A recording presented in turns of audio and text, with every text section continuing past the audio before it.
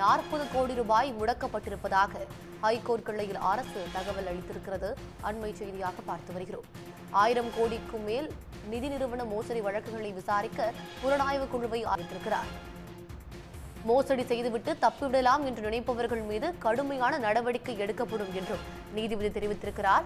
இது பற்றிய தகவல்களை வழங்குவதற்காக நம்முடைய செய்தியாளர் ரஃபீக் ராஜா இணைப்பில் இருக்கிறார். ரஃபீக், இந்த வழக்கில் நீதிபதிகள் தெரிவித்த கருத்துக்கள் என்னென்ன, முழுமையான விவரங்கள்? நிச்சயமாக மதுரையை தலைமையிடமாக கொண்டு செயல்பட்டது இந்த நியோம் நிதி நிறுவனம்.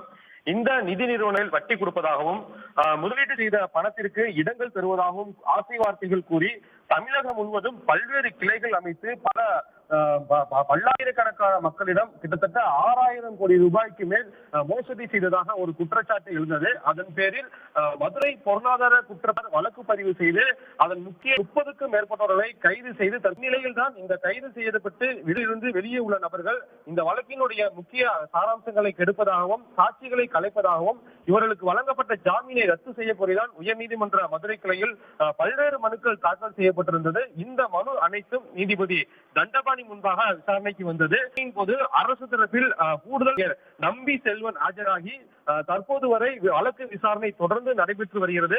மாவட்ட நீதிமன்றம் வழக்கறிஞர் ஆணையம் நியமித்துள்ளதால் விசாரணையில் தொய்வு ஏற்பட்டுள்ளது என்று தெரிவித்திருந்தார். இதனைத் தொடர்ந்துதான் நீதிபதி பல்வேறு கேள்விகளை எழுப்பி அரசுக்கும் உத்தரவு பிறப்பித்துள்ளனர். குறிப்பாக இதுபோன்ற நிதி நிறுவனம் நடத்திட்டு வெளிநாடு தப்பித்து செல்லிவிடலாம் என்று நினைக்கிறார்கள்.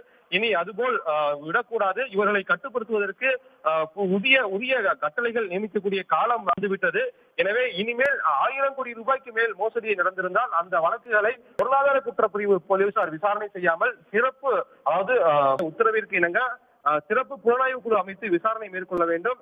மேலும் குற்றவாளிகள் வெளிநாடு தப்பித்து செல்ல விடாமல் பாதிக்கப்பட்ட மக்களுக்கு பணங்களை திரும்ப ஒப்படைக்க உரிய நடவடிக்கை எடுக்க வேண்டும் என்று பல்வேறு உத்தரவுகளை பிறப்பித்து இந்த நியோமேக்ஸ் உடைய சொத்து விவரங்களையும் வரக்கூடிய விசாரணையில் அறிக்கையாக தாக்கல் செய்ய உத்தரவிட்டு வழக்கு விசாரணை ஒத்திவைக்கப்பட்டுள்ளது. தகவலுக்கு நன்றி ரஃபீக் ராஜா. உடனுக்குடன் செய்திகளை தெரிந்து கொள்ள சன் நியூஸ் பெல் ஐகானை கிளிக் பண்ணுங்க.